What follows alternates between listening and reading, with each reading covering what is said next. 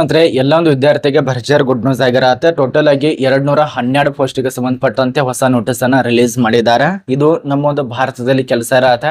ಅದೇ ರೀತಿಯಾಗಿ ನಮ್ಮ ಒಂದು ಕರ್ನಾಟಕ, ಅದೇ ರೀತಿಯಾಗಿ ನವದೆಹಲಿ, ತೆಲಂಗಾಣ, ಆಂಧ್ರ ಪ್ರದೇಶ. ನಮಗೆ ಬೇಕಾಗಿರೋದು ನಮ್ಮ ಒಂದು ಕರ್ನಾಟಕ, ಅದ ನಂತರ ಭಾರತ.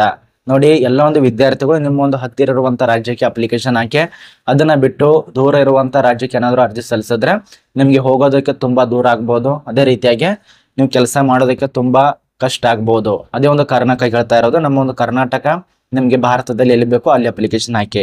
ಆಯ್ಕೆದಂತ ವಿದ್ಯಾರ್ಥಿಗೆ ಏನಿದೆಲ್ಲ 25,000ದಿಂದ ಸುಮಾರು 31,000 ತನಕ ಸ್ಯಾಲ್ರಿ ಕೊಡ್ತಾರೆ. ನಾನು ಇದನ್ನೆಲ್ಲ ಯಾಕೆ ತಿಳಿಸ್ಕೊಡ್ತಾ ಇದ್ದೀನಿ ಅಂದ್ರೆ, ಪೀಠಿಕೆ ಹಾಕೋದಕ್ಕೆ ಮುಂಚಿತವಾಗಿ ಕಾರಣ ಏನಂದ್ರೆ, ಈ ಒಂದು ಅಧಿಸೂಚನೆ ಈಗಾಗಲೇ ರಿಲೀಸ್ ಮಾಡಿದ್ದಾರೆ. 15ನೇ ತಾರೀಕು ರಿಲೀಸ್ ಮಾಡಿರ್ತಾರೆ. ಪ್ರತಿಯೊಬ್ರು ಇದಕ್ಕೆ ಅರ್ಜಿ ಸಲ್ಲಿಸಬೇಕಾಗತ್ತೆ. ಮತ್ತೆ ಇನ್ನೊಂದು ಹೇಳ್ತಾ ಇರೋದು, ಕೆಲವು ಜನ ಈ ಒಂದು ಮಾಹಿತಿ ಫೇಕ್ ಅಂತೀರ. ಫೇಕ್ ಇರೋದಾದ್ರೆ ಈ ಒಂದು ನೋಟಿಸ್ ಯಾಕೆ ರಿಲೀಸ್ ಮಾಡ್ತಾರೆ ಹೇಳಿ ನೋಡೋಣ. ನೋಟಿಸ್ ಹೆಸರು ಸುಲ ರಿಲೀಸ್ ಮಾಡ್ಬೇಕು. ಅವರು ಕೂಡ ಹುಚ್ಚಿಡಿದಿದೆ ಆ ಒಂದು ಸಂಸ್ಥೆಗೆ. ಏನು ಸುಮ್ಮನೆ ನೀವೇ ಶಾನೆ ಆಗಿದ್ರ ಅಥವಾ ಅವರೇ ದಡ್ಡತನಾಗಿದ್ರ ಅಂತ ನನಗೆ ಒಂದು ಅರ್ಥ ಆಗ್ತಾ ಆಗಲ್ಲ. ನೋಡಿ, ಇದಕ್ಕೆ ಆನ್ಲೈನ್ ಇರೋದ್ರಿಂದ ಪ್ರತಿಯೊಬ್ರು ಕೂಡ ಅಪ್ಲಿಕೇಶನ್ ರಿಜಿಸ್ಟರ್ ಮಾಡುವಂತ ದಿನಾಂಕ 17/7/2025 PM ಮಧ್ಯಾಹ್ನ 2 ಗಂಟೆಯಿಂದ ಸ್ಟಾರ್ಟ್ ಆಗತ್ತೆ. ಮತ್ತು ಅಪ್ಲಿಕೇಶನ್ ಕ್ಲೋಸ್ ಡೇಟು ಆನ್ಲೈನ್ ನಲ್ಲಿ ಯಾವಾಗ ಅಂದ್ರೆ 10/8/2025 ಸಾಯಂಕಾಲ 4 ಗಂಟೆ. ಇದು ಕ್ಲೋಸ್ ಡೇಟು. ಅದರ ನಂತರ ನಿಮ್ಮ ಒಂದು ಡೌನ್ಲೋಡ್ ಅಡ್ಮಿಟ್ ಕಾರ್ಡು, ಅಂದ್ರೆ ಪರೀಕ್ಷೆ ಇರುತ್ತಲ್ಲ, ರಿಟರ್ನ್ ಎಕ್ಸಾಮ್, ಆ ಒಂದು CBT ಟೆಸ್ಟ್ ಡೌನ್ಲೋಡ್ ಮಾಡೋದಕ್ಕೆ ಅಡ್ಮಿಟ್ ಕಾರ್ಡ್ ಯಾವಾಗ ರಿಲೀಸ್ ಮಾಡ್ತಾರೆ ಅಂದ್ರೆ 18/8/2025 4 ಗಂಟೆಗೆ. ಅದನಂತರ ನಿಮ್ಮ ಒಂದು CBT ಟೆಸ್ಟ್ ಯಾವಾಗ ತಗೋತಾರ ಅಂದ್ರೆ ಡೇಟ್ ಫಿಕ್ಸ್ ಮಾಡಿದ್ದಾರೆ 24ನೇ ತಾರೀಕು. ಅಂದ್ರೆ ಮುಂದಿನ ತಿಂಗಳ 24ನೇ ತಾರೀಕಿದಂದು ಇದಕ್ಕೆ ಸಂಬಂಧಪಟ್ಟಂತೆ ಪರೀಕ್ಷೆ ನಡೆಸ್ತಾರೆ. ಇದ್ರ ಬಗ್ಗೆ ತಿಳಿಸ್ಕೊಡ್ತಾ ಇರೋದು. ವಿಡಿಯೋ ಕೊನೆತನಕ ಸಂಪೂರ್ಣ ಮಾಹಿತಿ ಅರ್ಥ ಆಗದ. ಇದು ಯಾವುದೇ ರೀತಿಯ ನಮಗೆ ಗೊಳಪುರ ಅಂತ ತಿಳಿಸ್ಕೊಡ್ತಾ ಇಲ್ಲ.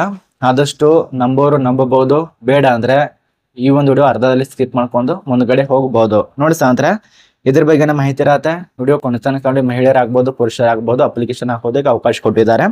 ಕೊನೆತನಕ ನೋಡಿ. ಮತ್ತೆ ಈ ಒಂದು ಚಾನಲ್ ಅನ್ನು ಯಾರು ಸಬ್ಸ್ಕ್ರೈಬ್ ಮಾಡಿಲ್ಲ, ಪ್ರಶಾಂತ್ ಅಕಾಡೆಮಿ ಚಾನಲ್ ಅನ್ನು ಸಬ್ಸ್ಕ್ರೈಬ್ ಮಾಡ್ಕೊಳ್ಳಿ. ಬನ್ನಿ, ಇಲ್ಲಿ ಕಲಿರುವಂತ ಸಂಸ್ಥೆ ಹೆಸರು ಭಾರತೀಯ ಡೈನಾಮಿಕ್ಸ್ ಲಿಮಿಟೆಡ್ ದಲ್ಲಿ ಅರ್ಜಿ ಕರೆದಿದ್ದಾರೆ. ಈ ಒಂದು ಭಾರತೀಯ ಡೈನಾಮಿಕ್ಸ್ ಪೋಸ್ಟ್ಗೆ ಸಂಸ್ಥೆಗೆ ಅಪ್ಲಿಕೇಶನ್ ಹಾಕಿ ಈ ಒಂದು ಸಂಸ್ಥೆಯಲ್ಲಿ ಕೆಲಸ ಇರತ್ತೆ. ಇದು ಸಂಪೂರ್ಣವಾಗಿ ನಮ್ಮ ಒಂದು ಭಾರತೀಯ ಸೆಂಟ್ರಲ್ ಗೌರ್ಮೆಂಟ್ ಅಂಡರ್ ನಲ್ಲಿ ಬರುವಂತ ಸಂಸ್ಥೆ ಆಗಿರತ್ತೆ, ಅಂದ್ರೆ ನೇಮಕಾತಿ ಆಗಿರತ್ತೆ. ಮತ್ತೆ ಇಲ್ಲಿ ಕಲಿರುವಂತ ಪೋಸ್ಟ್ ಹೆಸರು ಇಲ್ಲಿ ವಿವರಣೆವಾಗಿ ಕೊಟ್ಟಿದ್ದಾರೆ. ನಿಮ್ಗೆ ಪೋಸ್ಟ್ ನೇಮ್ ಕೊಟ್ಟಿದ್ದಾರೆ, ಯಾವ ಒಂದು ಪೋಸ್ಟ್ ಖಾಲಿ ಇದೆಪ್ಪ ಅಂತ ಹೇಳಿ. ಅದೇ ರೀತಿಯಾಗಿ ನಿಮ್ಮೊಂದು ಎಷ್ಟು ಪೋಸ್ಟ್ ಖಾಲಿ ಇದಾವೆ ಅದನ್ನ ಕೊಟ್ಟಿದ್ದಾರೆ. ಅದ ನಂತರ ಯಾವ ಒಂದು ವರ್ಗಕ್ಕೆ ಸಂಬಂಧಪಟ್ಟಂತ ಎಷ್ಟು ಪೋಸ್ಟ್ ಖಾಲಿ ಇದಾವೆ ಅದನ್ನ ಕೊಟ್ಟಿದ್ದಾರೆ ಇಲ್ಲಿ. ಅದ ನಂತರ ನಿಮ್ಮೊಂದು ವರ್ಗಕ್ಕೆ ಈ ಒಂದು ಫ್ಯೂಲು BD ಅಭ್ಯರ್ಥಿ ಯಾವ್ಯಾವ ಒಂದು ವಿಭಾಗದಲ್ಲಿ ಎಷ್ಟು ಪೋಸ್ಟ್ ಖಾಲಿ ಇದಾವೆ ಅದನ್ನೆಲ್ಲ ಕೊಟ್ಟಿದ್ದಾರೆ ಅವರು. ಇದನ್ನ ಅರ್ಥ ಆಗ್ತಿದೆ ಅಂತ ಅನ್ಕೋತೀವಿ. ಇಲ್ಲಿ ನೋಡಿ, ಯಾವ್ಯಾವ ಪೋಸ್ಟ್ ಖಾಲಿ ಇದಾವ ಅಂತ ಹೇಳಿ ಇಲ್ಲಿ ಕೊಟ್ಟಿದ್ದಾರೆ. ನಿಮ್ಗೆಲ್ಲ ತಿಳಿಸ್ಕೊಡ್ತಾ ಹೋದ್ರೆ ತುಂಬಾ ಲಾಂಗ್ ಆಗತ್ತೆ ವಿಡಿಯೋ. ಶಾರ್ಟ್ ಕಟ್ ಆಗಿ ತಿಳಿಸ್ಕೊಡ್ತೇನೆ ನೋಡಿ. ಇಲ್ಲಿ ಇಂಜಿನಿಯರಿಂಗ್ ಹುದ್ದೆಗಳಿಗೆ, ತರಬೇತಿದಾರರಿಗೆ, ಡಿಪ್ಲೊಮಾ ತರಬೇತಿದಾರರಿಗೆ, ಸಹಾಯಕ ಹುದ್ದೆಗಳಿಗೆ, ಅದ ನಂತರ ಎಲೆಕ್ಟ್ರಿಕಲ್ ಹುದ್ದೆ ಆಗ್ಬಹುದು, ಕಂಪ್ಯೂಟರ್ ಸೈನ್ಸ್ ಆಗ್ಬಹುದು, ಮಾನವ ಸಂಪನ್ಮೂಲ ಅಧಿಕಾರಿ ಆಗ್ಬಹುದು, ಅಭಿವೃದ್ಧಿ ಅಧಿಕಾರಿ ಆಗ್ಬಹುದು, ಅದ ನಂತರ ಹಣಕಾಸು ಅಧಿಕಾರಿ, ಎಲೆಕ್ಟ್ರಿಕಲ್ ಅಧಿಕಾರಿ, ಈ ರೀತಿಯಾಗಿ ವಿವಿಧ ಪ್ರಕಾರ ಪೋಸ್ಟ್ಗಳು ಇರತ್ತೆ. ಅಪ್ಲಿಕೇಶನ್ ಹಾಕಿ. ಇನ್ನು ಇದಕ್ಕೆ ವೇತನ 24,000ದಿಂದ 38,500 ತನಕ ಸ್ಯಾಲರಿ ಕೊಡ್ತಾರೆ. ಇದ್ರ ಬಗ್ಗೆ ಸ್ವಲ್ಪ ಗಮನ ಇಟ್ಟು ನೋಡ್ಕೊಳ್ಳಿ. ಇನ್ನು ನಿಮಗೆ ವಯೋಮಿತಿ ವಿಷಯಕ್ಕೆ ಸಂಬಂಧಪಟ್ಟಂತೆ ನೋಡಿ ಎಷ್ಟು ಕೊಡ್ತಾರೆ ವಯೋಮಿತಿ. ವಿದ್ಯಾರ್ಥಿಗಳು ಇಂಜಿನಿಯರಿಂಗ್ ಈ ಒಂದು ಎಲ್ಲ ಒಂದು ಇಂಜಿನಿಯರಿಂಗ್ ಸಂಬಂಧಪಟ್ಟಂತೆ ಆಗಿರತ್ತೆ. ಟ್ರೈನ್ ಡಿಪ್ಲೊಮಾ ಆಗ್ಬೋದು, ಅಸಿಸ್ಟೆಂಟ್ ಹುದ್ದೆಗಳಿಗೆ ಆಗಿರತ್ತೆ. ಇದಕ್ಕೆ ನಿಮಗೆ ವಯೋಮಿತಿ ಯುವ ಅಭ್ಯರ್ಥಿ ಮತ್ತು EWS ಅವರಿಗೆ 28 ವರ್ಷ, ಎಲ್ಲರಿಗೆ 28 ವರ್ಷ ಅನ್ನುವಾಗತ್ತೆ ಗರಿಷ್ಠ. OBC ಅಭ್ಯರ್ಥಿಗಳಿಗೆ ಸಂಬಂಧಪಟ್ಟಂತೆ 31 ವರ್ಷ, SC ದವರಿಗೆ ಸಂಬಂಧಪಟ್ಟಂತೆ 33 ವರ್ಷ. ಇನ್ನು ನೀವೇನಾದ್ರು ST ವರ್ಗಕ್ಕೆ ಸೇರಿದ್ರೆ 33 ವರ್ಷ ಈ ರೀತಿಯಾಗಿ ಕೊಟ್ಟಿದ್ದಾರೆ. ಇದ್ರ ಬಗ್ಗೆ ಸ್ವಲ್ಪ ಗಮನ ನೋಡಿ, ಎದಕ್ಕೆ ಎಷ್ಟು ಏನಾಗಿರ್ಬೇಕಂತೇಳಿ. ಅದೇ ರೀತಿಯಾಗಿ ಈಗ ವಯೋಮಿತಿ ನಿಮಗೆ ಸಂಪೂರ್ಣ ಮಾಹಿತಿ ಅರ್ಥ ಆಯ್ತು. ಇನ್ನು ವರ್ಗಕ್ಕೆ ಸಂಬಂಧಪಟ್ಟಂತ ವಯೋಮಿತಿ ಕೂಡ ನಿಮಗೆ ಸರಿಲಿಕ್ಕರಾದ. ಕನಿಷ್ಠವಾಗಿ 18, 19, 20 ಈ ರೀತಿಯಾಗಿದ್ರೆ ಅಪ್ಲಿಕೇಶನ್ ಹಾಕಿ. ಅರ್ಜಿ ಶುಲ್ಕಕ್ಕೆ ವಿಷಯಕ್ಕೆ ಸಂಬಂಧಪಟ್ಟಂತೆ ಮಾತಾಡಕ್ ಬಂದ್ರೆ ಯುವ ಅಭ್ಯರ್ಥಿಗೆ ಅಪ್ಲಿಕೇಶನ್ ಫೀಸ್ ಇರತ್ತೆ. SC ST ವರ್ಗಕ್ಕೆ ಸಂಬಂಧಪಟ್ಟಂತೆ ಅಪ್ಲಿಕೇಶನ್ ಫೀಸ್ ಇರತ್ತೆ ಅಂತ ಕೊಟ್ಟಿದ್ದಾರೆ. ಅದೇ ರೀತಿಯಾಗಿ ನಿಮ್ಮೊಂದು ಎಷ್ಟು ಸ್ಯಾಲ್ರಿ ಕೊಡ್ತಾರೆ, ಯಾವ ಒಂದು ಪೋಸ್ಟಿಗೆ ಎಷ್ಟು ಅದನ್ನ ಕೊಟ್ಟಿದ್ದಾರೆ. ಸ್ವಲ್ಪ ನೋಡಿ. ಟ್ರೈನ್ ಇಂಜಿನಿಯರಿಂಗ್ ಹುದ್ದೆಗಳಿಗೆ ಮೊದಲನೇ ವರ್ಷದಲ್ಲಿ 29,000, ಅದ ನಂತರ 2ನೇ ವರ್ಷದಲ್ಲಿ 32,000, 3ನೇ ವರ್ಷದಲ್ಲಿ 35,000, 4ನೇ ವರ್ಷದಲ್ಲಿ 38,000 ಈ ರೀತಿಯ ಸ್ಯಾಲ್ರಿ ಕೊಡ್ತಾರೆ. ಅದೇ ರೀತಿಯಾಗಿ ಎಷ್ಟು ನಿಮ್ಗೆ ವಿದ್ಯಾರ್ಹತೆ ಆಗಿರಬೇಕು ಅದನ್ನೆಲ್ಲ ಕೊಟ್ಟಿದ್ದಾರೆ. ಯಾವೊಂದು ಪೋಸ್ಟಿಗೆ ಸಂಬಂಧಪಟ್ಟಂತೆ ಅಷ್ಟು ವಿದ್ಯಾರ್ಹತೆ ಆಗಿರಬೇಕು. ನಿಮಗೆ ಪದವಿ ಪಾಸ್ ಆದವರು ಸ್ನಾತಕೋತ್ತರ ಪದವಿ MBA, ಅದ ನಂತರ CA MA, ಅದ ನಂತರ BA ಅಥವಾ BTech.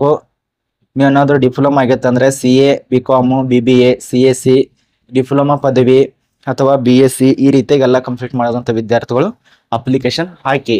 ಯಾರು ಕೂಡ ಮಿಸ್ ಅಂತ ಮಾಡ್ಕೋಬೇಡಿ, ಅಪ್ಲಿಕೇಶನ್ ಹಾಕಿ.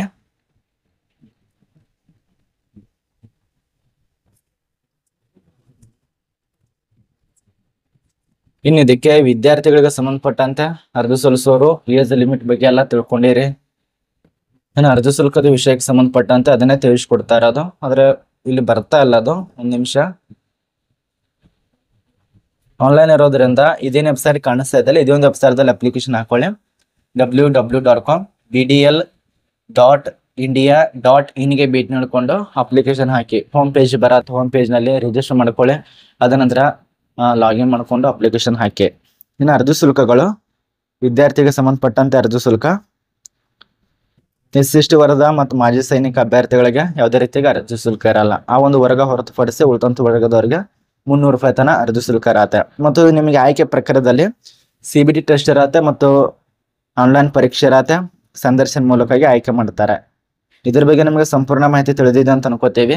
ಆಯ್ಕೆ ಆದ್ರೆ ಆಂಧ್ರ ಪ್ರದೇಶ, ತೆಲಂಗಾಣ, ನವದೆಹಲಿ ಈ ರೀತಿಯ ಕೆಲಸ ಕೊಡ್ತಾರೆ. ಟೋಟಲ್ 212 ಪೋಸ್ಟ್ ಭಾರತದ ಡೈನಾಮಿಕ್ಸ್ ಲಿಮಿಟೆಡ್ ದಲ್ಲಿ ಅಪ್ಲಿಕೇಶನ್ ಕರೆದಿದ್ದಾರೆ.